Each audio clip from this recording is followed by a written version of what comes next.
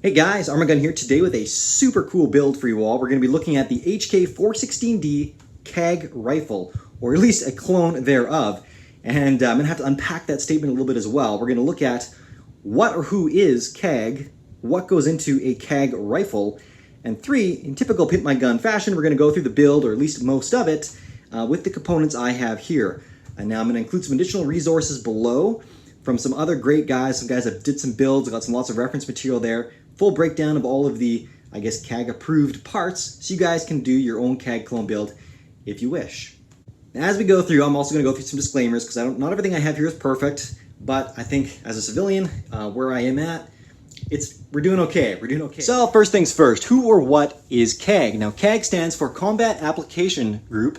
They're part of Delta Force, otherwise known as the Unit, which I think is just super cool.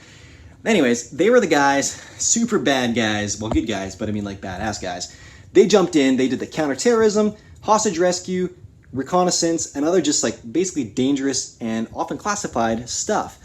So that's where those dudes were. I'm not going to talk about that too much more, not specifics anyways, because invariably I'm going to screw some detail up and you guys are going to roast me for it. So we're going to get into the gun itself, which is the HK416 10.4 inch barrel chambered in 5.56. Now, a couple exceptions here. This is not exactly that. This is the civilian semi-automatic only version of the 416A5, the A5 being the modernized, kind of slightly tweaked and upgraded version of the original 416. Basically features some ambidextrous controls, a couple other things. It's got now a heavy profile 11-inch barrel, where the CAG would have been built on the 10.4-inch lightweight barrel. And this is a 416 upper. You can see that there's basically nothing different for, at least for the intents of this video. Anyways, that's what they would have used, with again one notable exception, and that being the anodized, the color of the receiver. So this is black anodized, which is very typical. This is tan anodized, or tanodized, as I affectionately refer to this beautiful finish. It's essentially a clear anodized, or an anodized with very little dye on raw aluminum, and that's what gives you these really cool colors. Now you might not like these colors. They might think they look like baby poop or whatever, like I've heard that before, but nonetheless, it is very cool in my opinion, and this is what CAG would have been deployed with. So to do a correct CAG clone, or more corrector CAG clone, you would look at this style of anodize. And many of the components feature matching tanodize, invariably something like that. So we're gonna go through now that next part, which is what goes into building this CAG clone. So that brings us to all the components here. So there's no Bible or like officially recognized handbook to do a CAG clone. A lot of the reference material that I base this off of comes from just photos of CAG troops in deployment. And I have to thank a couple blog posts, Tan Rifle among others. I'll link them below for resources for you guys, because they did a great job of compiling photos and then going through and putting all of the basically approved build lists for all the different components. And some of them even broke it down by upper and lower receiver, which is pretty handy. So we're gonna run through a couple of these things. CAC backup sights, we have Surefire flash hider, Surefire can, though this one is inert, the Geissele SMR rail, super modular rail for the HK. Of course, we've got our Eotech EXPS 3.0 G33 Magnifier. I don't have the proper riser for those, but we'll get into that. Surefire M600 light. Not exactly the air socket mount we've never really seen with it. Probably different tail cap as well, but that one is a good option. Basically saw some CAC foregrips as well. I've seen some of the pictures actually saw black, but there's a tan one there for you. And the RAL 8000 dust cover, definitely important fact. Geissele trigger. So we're gonna get into that because that's just the factory. This would have been one of the grips, the HK grip. There's also the V4 grip. You notice a little stubby there, kind of like your A2, but the grips there are lots of grips were used. I think that was something that was probably personalized, and basically, if you were 10, you're probably good to go, because there was ergos, there was various Magpols, Sierra grips, and of course the HK RAL 8000 grips. Buttstocks, a couple options. You saw the tan Magpul CTR stock, the SOP mod tan stock as well was actually quite prevalent. That's probably what I've seen in most of the pictures. And then the Magpul, I think STR, I don't have an example of one of those. Geissele, for charging handle, the DDC, but the airborne, which was not, this is the supercharging handle. So just a different model from Geissele there, or the factory Tanodized HK1 with that enhanced lever there. And then finally the HK trigger guard. Those are gonna be the parts that I have for my build today. A few of the notable exceptions with regard to optics, Eotechs were quite prevalent. You also saw some Vortex Gen 2 razors in Geissele mounts. It would look something like this. However, they would have been the Vortex. I used to have one of those Vortex razors actually. I just had to sell it a while back. Also, you'd have seen a LAM, a laser aiming module, so like a L5, something like that. I don't have one of those, but nonetheless, pretty cool stuff. So let's jump into this build on this gun here, another HK MR223A3. We're using this guy for two different reasons. One, notice the standard looking castle nut on the receiver extension. Compare and contrast that to this thick boy on the original gun. This is actually an upgrade for the 416A5s, but the CAG guns would not have deployed with that. They would have deployed with the standard one. They did, however, have a RAL 8000 colored receiver extension. This one done by Geissele, so not quite correct, but a good substitution. The original would have been HK, which the other gun does actually have. I just didn't want to pop it off because, well, if you see my other videos, I don't like messing with stakes a whole lot. Rather just leave them on there and use this guy. So the other big reason is that little G right in there, the Geissele. This features another trigger, which would, well, basically all those guns had Geissele triggers. Let's take a quick look at this. So nice. Obviously the gun was cleared. I wouldn't shoot a live gun in the house, just as a quick comment. But one thing with these Geissele triggers, you can't put the back to safe with the hammer down, and you can do that on the HKs. So while you're getting a superior trigger with the Geissele, you are giving up that one little function. Anyways, not important, but let's jump into this build now. Also, just a quick shout out to Rhino Metals, their Ironworks series. That's the safe I use in here for tons of my backdrops here and on Instagram, and Eotech for this cool gun wall organization system. Really digging that, getting into a lot more of that stuff soon, but we'll leave it at that for now. All right, guys, first things first, let's get this gun up here, prove it clear, but basically this thing, we're not gonna be using this thing anyways any further, so I'll just essentially leave that as that. If you guys wanna see more content on this gun, I got an overview, a shooting video, and a disassembly video of this guy if you want to check back a little ways in my channel. All right, let's get into this guy. So again, clear, but just to prove that again, probably should have done that before I pulled the trigger on it, but nonetheless, let's start off by popping open the receiver. We're going to take out this, I love my Radian charging handles, but sadly, it wasn't on the list, and I do have a couple that were, so we're gonna save this for a different build. Probably gonna toss in the Geissele. Again, not quite the right Geissele, but it's very close. Just, they would have used the airborne version of Geissele. This is the supercharging handle version. I'll leave my other HK in the other HK. And now let's outfit this, again, DDC Anodized buffer extension with a SOP mod tan buttstock.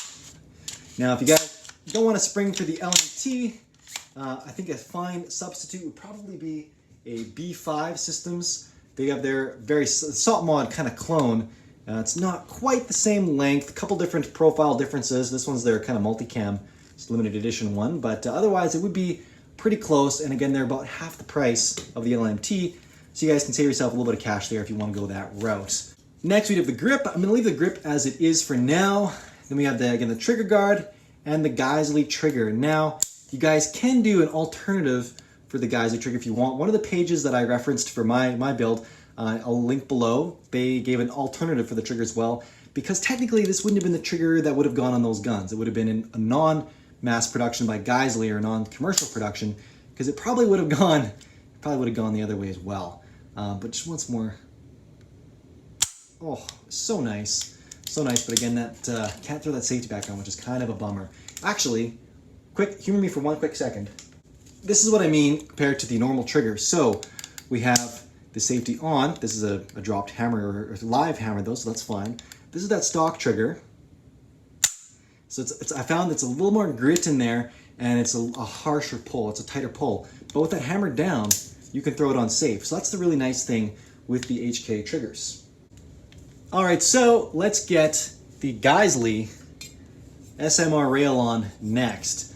This thing, just Just gorgeous. Now, one quick note for you guys. If you guys are building this CAG clone off of an original 416 upper, you're either going to need to spring for a slimline gas block from HK Parts or try and source an adjustable or something like that out of Europe, because when you go to the new A5 profile handguards, which this guy is, well, these sling loops get in the way. And a lot of guys choose just to straight up mill them off, which kind of makes me cry inside just a little bit. So I chose not to do that with that guy. But again, these new A5 models, or at least the MR223A3s, they come with these slimline gas blocks. Those things are milled off, or they're not even present from the factory, and they allow this handguard to slip right over. Quick note, the way this handguard attaches is there's an index point in the upper, that's what this little lug fits into, and then the barrel nut here, which is quite chonky, it's got this groove down the center.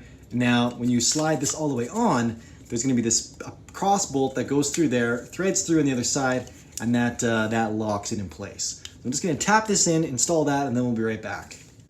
And in case you guys are curious, this is that cross bolt, so that just goes in here. And then, fun fact, once you get it just hand tight, if you want to install this in the field or pop that handguard off for whatever reason, you're good to go. That interesting cross pattern there is actually designed for the lugs in your bolt. So you just take your 416 bolt carrier group, stick that lug in there, and tighten away. That's literally the design for that. That's pretty crazy, pretty cool, but I'll finish this off camera so we can get rolling along. And we're back, and this thing is on. Let's just take a second to admire, oh, this beautiful gun. Oh, I love that finish. I love that finish. And a cool thing about RAL 8000 is because it's a dyeing process, or you're dyeing and hardening that surface treatment for the aluminum, you get a lot of different results. And it can also vary between 7075 aluminum, which the receiver set is, and 6061 aluminum. So it's kind of, you get some different differences there. If you guys are fans of the Q Fix or the Q Honey Badger or Sugar Weasel, they do their receivers the same way. Alrighty, now let's get this thing a bit outfitted. So another quick disclaimer, with the Eotech, again, I mentioned there's that Wilcox riser. I don't have that thing. There's also another riser that actually can go on the upper right here that kind of brings everything up. I don't have that either. You can see that in a couple of the pictures in one of the guys' builds. But let's throw these things on as they are. So that just pops right on, and then the magnifier goes right in behind. And she's on. Easy peasy. Alrighty, now let's hit up the backups. So we'll just flip that guy down and get our rear sight on there. It's actually Knights, either the regular or the micro, but that's what they used for front and rear backup sights. And those just hook right onto the pick rail, and you basically just use a flathead screwdriver on these guys to clamp those guys down. Alright, and there she is tucked under there. Kind of nice. If your Eotech ever dies, which I mean they can, they're known for less battery life. You don't have a spare CR123A for you guys in the field there. You just pop that guy off, flip this back, and send that guy right up along with the front sight. Definitely really cool, and then you're back in action. Anyways, nice how those just kind of fit under there. So snug. Alright guys, let's take a look at lighting now. So basically the M600 from Surefire, the scout light, was essentially the go-to. I'm not 100% sure the mount, but this one is the Arasaka. Nice unit designed exactly for the Geissele SMR HK version. And it's got these threaded inserts here, which go through there obviously. You get a lot of adjustability with this mount actually. It's kind of neat to take a second to look at it. There's different positions there where these threads or these screws will integrate with. And that's going to set your light at different angles relative to the handguard. So it's kind of neat. That'll be handy if you guys are running, a laser aiming module up front here. It just lets you to get the light as close as you can without interfering with that. So that's pretty cool. This is probably a different tail cap than what they would have used. This is kind of a nice little unit where you've got the plug to integrate a tape switch, which I have right here. So that just plugs in. And you've also got a button here to manually actuate it as well. So you can press and hold, or you can click it in. Kind of nice to have both options. This guy here is just a momentary actuator. As soon as you let go, it's off. But pretty cool. And so I'm gonna get this thing on the rifle. And actually I'm gonna show you a cool little unit from Cloud Defensive, actually, that really helps you with cable management for this thing. Okay, so from Cloud Defensive, these guys right here, they have a cool little unit that the tape switch goes right in. This is made out of aluminum. You just slide that tape switch right in, and now it's got some threaded inserts. Basically, you can tuck the wire in here, and then with this clamping system, you basically clamp it right to the top rail or a rail on the gun, and that basically positions it so that you can just get this thing to plug in, and this basically messy cable isn't dangling around your rifle. Don't need to secure that with tape or zip ties. And the tape switch is securely mounted as well, so we'll get that on there next.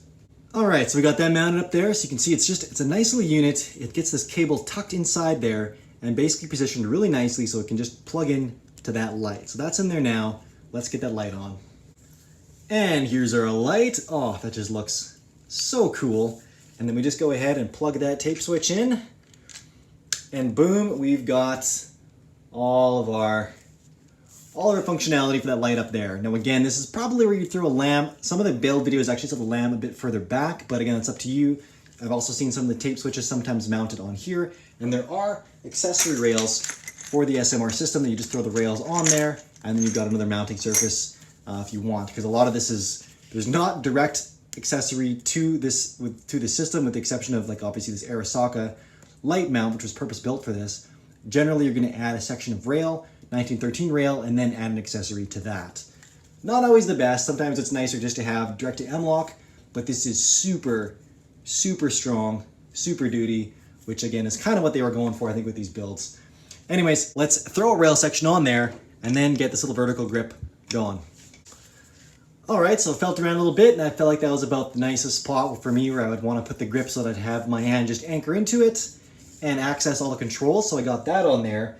Now this CAG forward grip just slides over, and then you just tighten this rear thing in the bottom there, and there's a little lug that comes up and hooks into that 1913 rail, secures nice and tight. It's actually quite a nice little system there. So there we go. That's a nice, actually really nice position. You can just anchor down on that, and I'm ready to go right here with my light. If I trade over, again, I'm right there to actuate the light again from the offhand position. So really cool. I guess we can see that we've also got some sling inserts, sling swivels. Got another one up there as well, a little Geissele. Just pretty cool stuff. Almost done this build. Last thing is gonna be the muzzle device. This is the standard HK, but that didn't quite cut it. They typically used a Surefire device. Now this is not quite right. They used a standard Surefire flash hider, closed tine. This is a war comp, so it's got these little circles in there. Those are basically to help compensate. They reduce a little bit of the recoil. Their gun wouldn't have had that. It just would have been the straight flash hider, but it would have been this closed tine appearance. There's a couple versions. One of them also had a little notch in it. It was kind of the legacy flash hider, but we got this guy. Now, unfortunately, this guy closed tine is in 1/2 by 28 thread pitch, and the HK guns from the factory, their barrels are 15 by 1 millimeter thread pitch, a European thread pitch. So that's not going to be compatible. So I actually can't install that. I mean, I do have some Surefire devices that are 15 by 1, but this one, unfortunately, I don't have one with a closed tine that would have mimicked this pattern, which is just too bad. Again, then you have your Surefire suppressor, this again not being one, but it's got the Surefire, and that QD system hooks right up with that muzzle device, ratchets down nice and tight.